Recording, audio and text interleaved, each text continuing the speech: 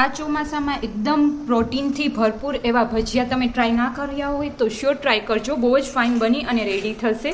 અત્યારે આપણે મગની દાળના વડા બનાવીશું. બહુ જ ફાઇન બનશે. તો ચલો જોઈ લઈએ રેસીપી. દાળ વડા બનાવવા માટે અત્યારે મગની દાળ ફોતરા વગરની લઈ લીધી છે મેં, અને એને મેં પલાળી લીધી હતી. તમે ઓવરનાઇટ માટે બી પલાળી શકો, અને આને પલાળતા બહુ ટાઈમ નથી લાગતો, તો તમે 2 થી 3 કલાક માટે પલાળશો તો બી ચાલે, અને ઓછો ટાઈમ હોય તો 15-20 મિનિટ માટે પલાળશો તો બી પ્રોપરલી પલળી જશે. એકદમ પરફેક્ટ આવી રીતના પલળે ત્યાં સુધી પલળવા દેવાની છે. આવી રીતના કટ કરો તો ઇઝીલી કટ થઈ જશે. હવે એક મિક્સર બાઉલ લેશું અને એમાં મગની દાળ જેટલી ક્વોન્ટિટીમાં આપણે દાળ લીધી હોય એના 70% જેટલી આપણે કચરી ક્રશ કરી લેવાની છે, અને 30% જેવી જ આપણે આખી દાળ રહેવા દેવાની છે. તો અત્યારે મેં 70% જેટલી દાળ લઈ લીધી છે, એને આપણે ક્રશ કરી લેવાની છે આખી પાખી. હવે એમાં ગ્રીન ચીલી એડ કરી દીધા છે, તીખા લીધા છે. તમે જો તીખું ના ખાતા હોય તો મોરું મરચું લઈ શકો. આદુનો ટુકડો લઈ લીધો છે અને લસણની કળી લઈ લીધી છે. પ્રોપરલી ક્રશ કરી લેશું.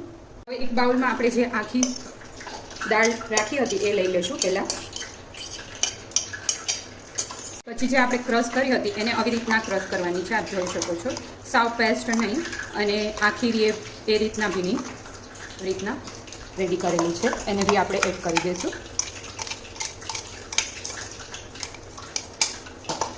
હવે આમાં આપણે ઝીણી કટ કરેલી ધાણા ભાજી એડ કરી દઈશું, હાફ બાઉલ જેટલી, અને એક મોટી ઓનિયન એડ કરી દઈશું.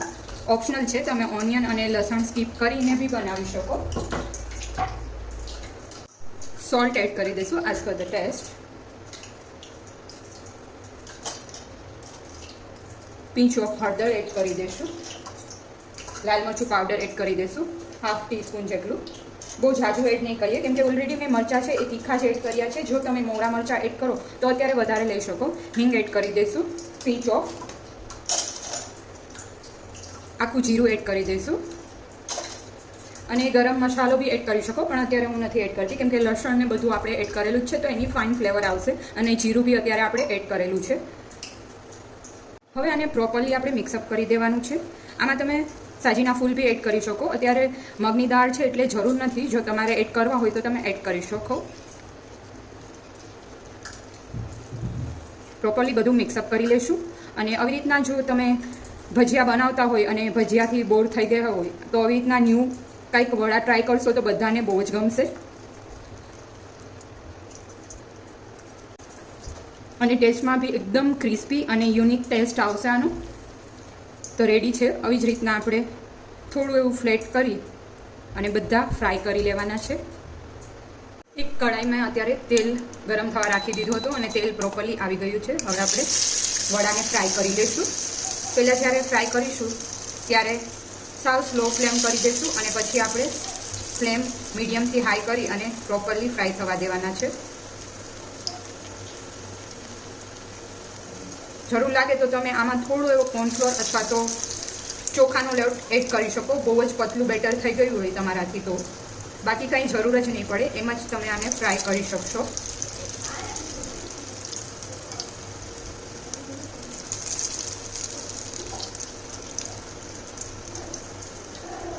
કોઈ ગેસ્ટ આવ્યું હોય અને તમે ઇવનિંગ માટે કંઈ સર્વ કરવું હોય ગરમ ગરમ, તો આવી રીતના તમે એની ચા સર્વ કરશો તો બી બહુ જ ફાઇન ટેસ્ટમાં આ લાગતા હોય છે.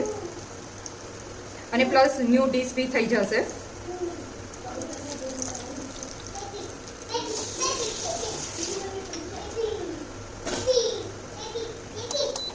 ગેસનો ફ્લેમ આપણે વધારી દઈશું થોડો.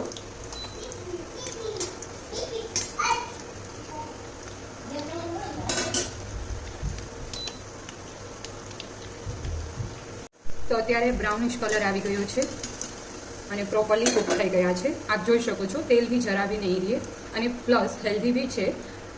એક છે કે આપણે એને ડીપ ફ્રાય કર્યા છે, અને આવી રીતના ચોમાસું ચાલતું હોય અને વરસાદ આવતો હોય તો બધાને મન થઈ જાય આવી રીતના ભજીયા કે ખાવાનું. પણ પ્લસ આવી રીતના તમે હેલ્ધી વર્ઝન કરી શકો દાળનો યુઝ કરીને. પ્રોટીનથી ભરપૂર હોય છે. એવી જ રીતના સેકન્ડ બેચ બી ફ્રાય કરી લઈએ. આને એકદમ વડાનો શેપ આપવા માટે આવી રીતના હાથમાં લેવાનું અને આવી રીતના મૂકી દેવાનું. પણ ખાસ ધ્યાન રાખવાનું કે તમારો હાથ તેલમાં ના અડી જાય. જો તમને એમ ના ફાવે તો તમે વાટકીને ઊંધી કરી અને એનું જે સપાટ ફ્લેટ તળિયું હોય એનાથી બી તમે કરી શકો. બહુ જ ઇઝીલી થઈ જશે એનાથી બી.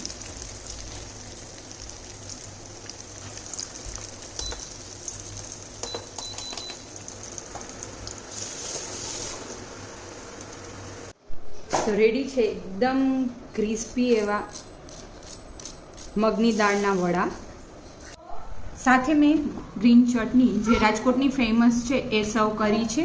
આની રેસીપી ઓલરેડી મેં શેર કરેલી જ છે અને ડિસ્ક્રિપ્શન બોક્સમાં લિંક મૂકેલી જ છે વિડીયોની, તો આપ એમાંથી જોઈ અને બનાવી શકશો. બહુ જ ફાઇન બને છે અને તમે આને ચા સાથે બી સર્વ કરી શકો વડાને.